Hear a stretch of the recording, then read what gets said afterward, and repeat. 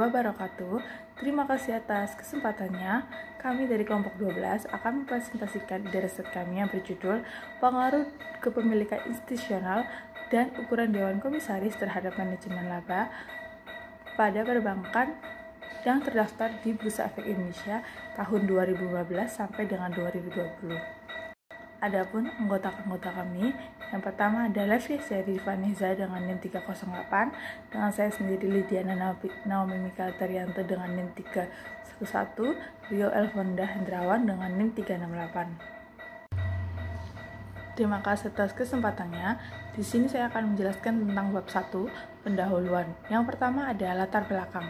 Laporan keuangan adalah memberikan informasi mengenai posisi keuangan, kinerja keuangan, laporan keuangan, memberikan informasi yang akurat kepada kreditor dan investor, agar mereka dapat mengambil keputusan yang benar dalam menyusun laporan keuangan basis kas, lebih menerangkan kondisi sebenarnya.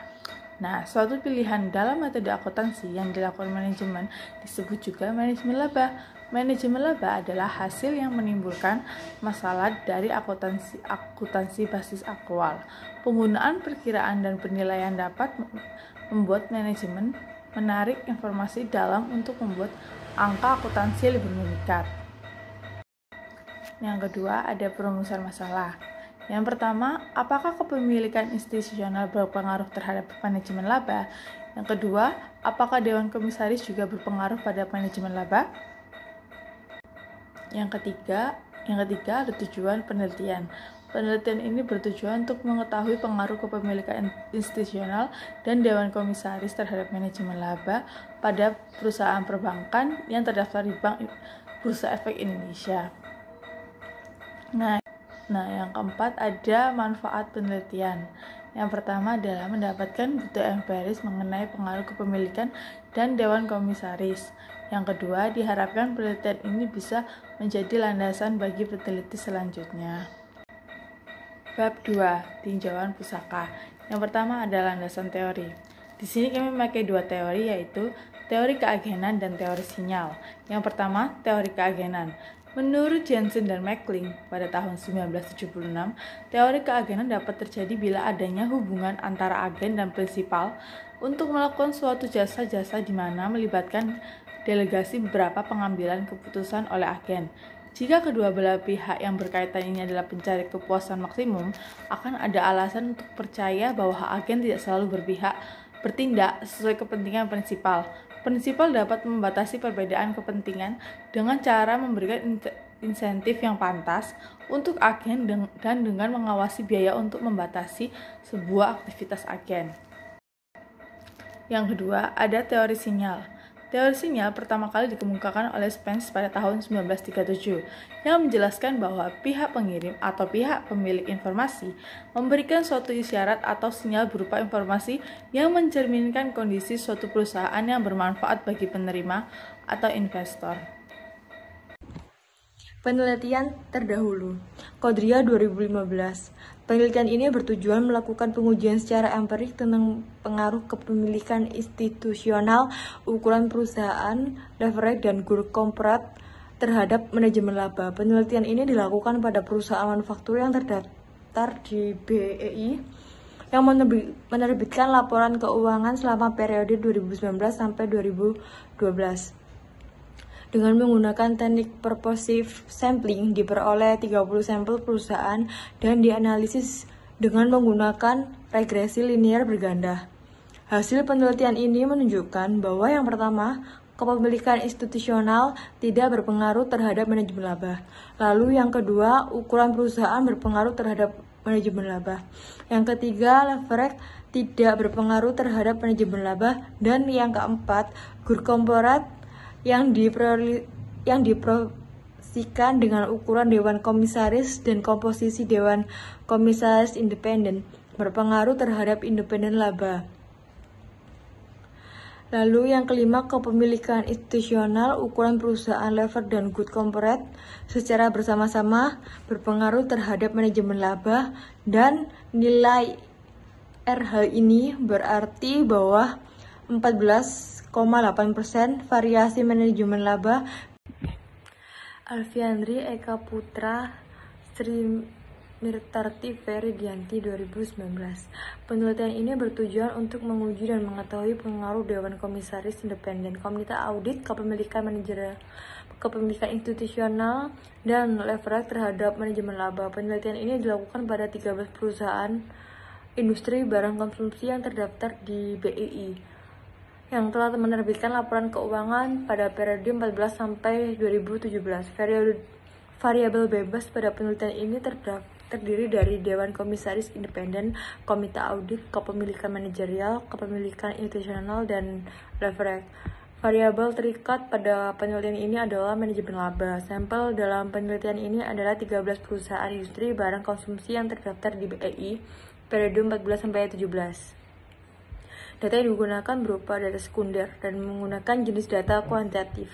Teknik analisis data dengan analisis regresi berganda menggunakan program SPSS versi 23. Hasil analisis menunjukkan bahwa Dewan Komisaris Independen, Kepemilikan Manajerial, Kepemilikan Institusional, dan leverage berpengaruh positif dan tidak signifikan terhadap manajemen laba. Karina dan Suntantri 2020. Penelitian ini bertujuan untuk memperoleh bukti empiris tentang pengaruh konsentrasi kepemilikan, ukuran perusahaan, dan mekanisme korporat terhadap manajemen laba. Konsentrasi kepemilikan diukur dengan jumlah saham terbesar dimiliki individu atau kelompok. Ukuran perusahaan diukur dengan menggunakan natural logaritma dari total aktiva perusahaan, dan mekanisme korporat diukur dengan menggunakan 3 variabel: komposisi Dewan Komisaris, kualitas audit yang diproksi dengan spesialis industri auditor, dan komposisi komite audit. Lalu manajemen laba diukur dengan diskresionari dengan menggunakan modif Jones Model. Populasi pada penelitian ini adalah 45 perusahaan bank yang terdaftar di Bursa Efek Indonesia tahun 2016 sampai 2018. Data penelitian diperoleh dari laporan keuangan perusahaan manufaktur periode 2016 sampai 2018. Berdasarkan metode purposive sampling, sampel yang diperoleh sebanyak 41 perusahaan. Hipotesis dalam penelitian ini diuji menggunakan analisis regresi berganda. Lalu hasil analisis Genis Astari 2016. Penelitian ini bertujuan untuk menganalisis pengaruh kepemilikan institusional terhadap manajemen laba. Kepemilikan ini institusional dihitung dari jumlah saham yang memiliki industri per jumlah saham yang beredar. Discretional accrual digunakan sebagai proksi manajemen laba. Sampel penelitian ini adalah 38 perusahaan perbankan yang terdaftar di Bursa Efek Indonesia yang dipilih menggunakan purposive sampling selama periode penelitian tahun 2013 sampai 2014. Data analisis menggunakan regresi sederhana. Berdasarkan hasil penguji disimpulkan bahwa variabel kepemilikan institusional tidak berpengaruh signifikan terhadap manajemen laba.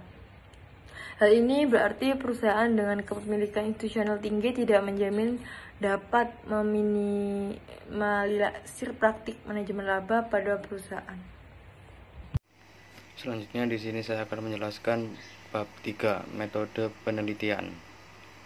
Yang pertama, identifikasi variabel. Dalam penelitian ini menggunakan 2 variabel, independen dan dependen. Variabel independen X1 adalah kepemilikan institusional, X2 Dewan Komisaris.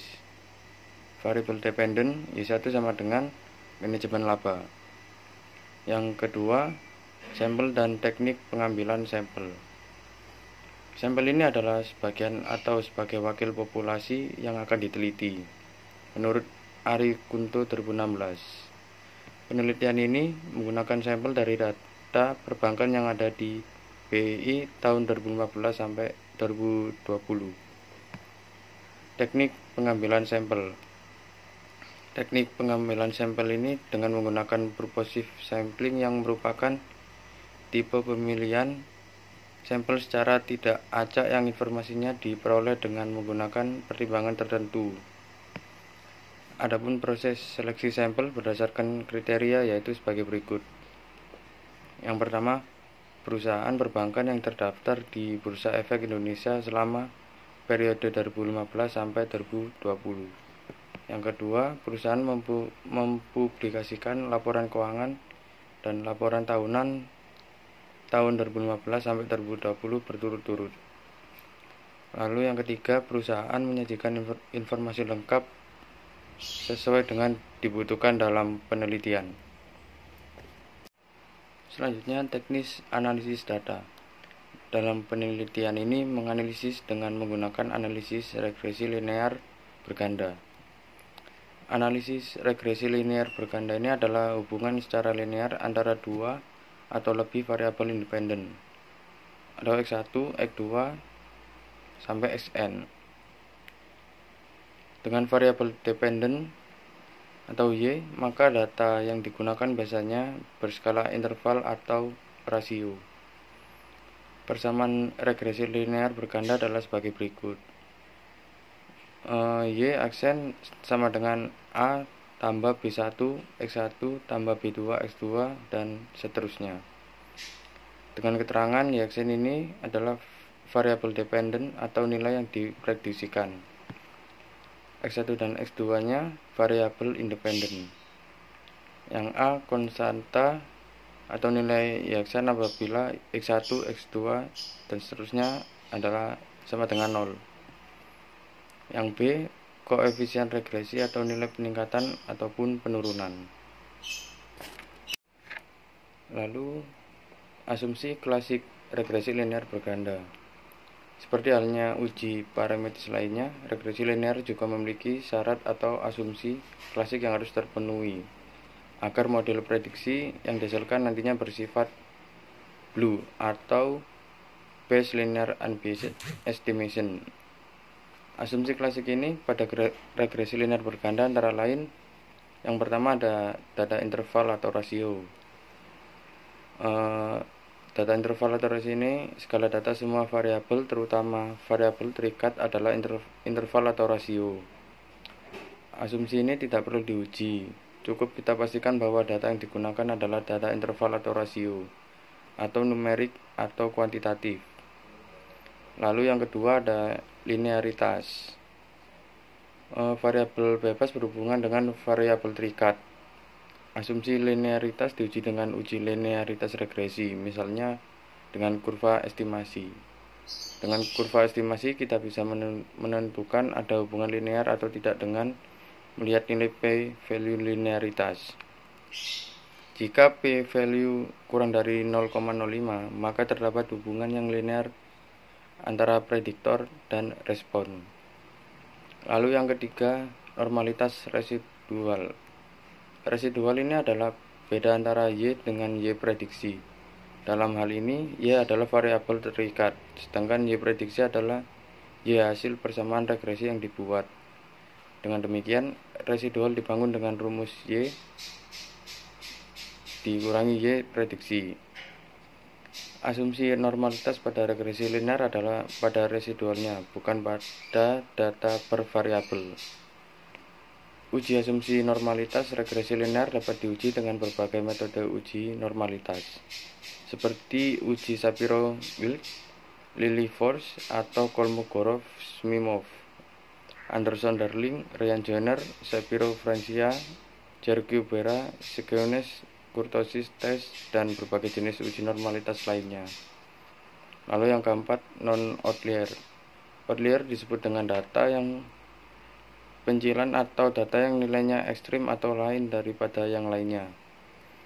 Batasan outlier tidak bisa dilihat dari nilai absolute standardized residual. Jika absolute standardized residual lebih dari 3, maka sampel atau observasi yang dimaksud menjadi outlier. Lalu yang kelima, homoskedastisitas. Homoskedastisitas ini adalah sebuah kondisi saat varian dari error bersifat konstan atau tetap. Dengan kata lain, varian dari error bersifat identik untuk setiap pengamatan. kebalikan dari homoskedastisitas adalah heteroskedastisitas. Model regresi linear berganda yang baik adalah model yang bebas dari kondisi heteroskedastisitas. Untuk menguji homoskedastisitas ini dapat digunakan uji homoskedastisitas dari Glaser, uji Park, uji White, Spearman, heterodisitas, dan masih banyak uji lainnya. Lalu yang keenam, non-multikolonialitas. Multikolonialitas ini keadaan saat terdapat interkorelasi atau korelasi kuat antar variabel bebas di dalam model. Dinyatakan ada interkorelasi jika korelasi antar variabel bebas di dalam model regresi linear berganda lebih dari 0,8. Beberapa pakar menggunakan batasan lebih dari 0,9. Cara yang lain yang lebih objektif ini adalah dengan menggunakan nilai variance inflating factor atau VIV dan tolerance. Dikatakan ada multikolonialitas jika nilai VIF ini lebih dari 10 dan atau nilai tolerance kurang dari 0,01. Berdasarkan uraian di atas, maka jelas sekali bahwa asumsi multikolonialitas hanya ada dalam regresi linear berganda dan tidak ada pada regresi linear sederhana. Sebab pada regresi linear berganda ada lebih dari satu variabel bebas, sedangkan pada regresi linear sederhana hanya satu variabel bebas. Yang ketujuh, non-autokorelasi. Autokorelasi dapat diartikan bahwa terdapat korelasi antar waktu, sehingga bisa diartikan dengan mudah bahwa autokorelasi ini sering terjadi pada regresi linear. Dengan data time series atau runtun waktu jarang sekali terjadi pada data cross section. Data runtun waktu ini misalnya data Return of Investment atau ROI ini atas saham milik sebuah perusahaan per bulan dari tahun 2012 hingga 2017. Sedangkan data cross section misalnya data hasil dari kuesioner yang disebarkan pada semua siswa sebuah kelas yaitu hanya diukur satu kali saja. Uji korelasi ini bisa diuji dengan menggunakan nilai Durbin-Watson atau DW dan run test. Demikian presentasi dari kelompok kami. Mohon maaf jika ada salah kata. Wassalamualaikum warahmatullahi wabarakatuh. Terima kasih.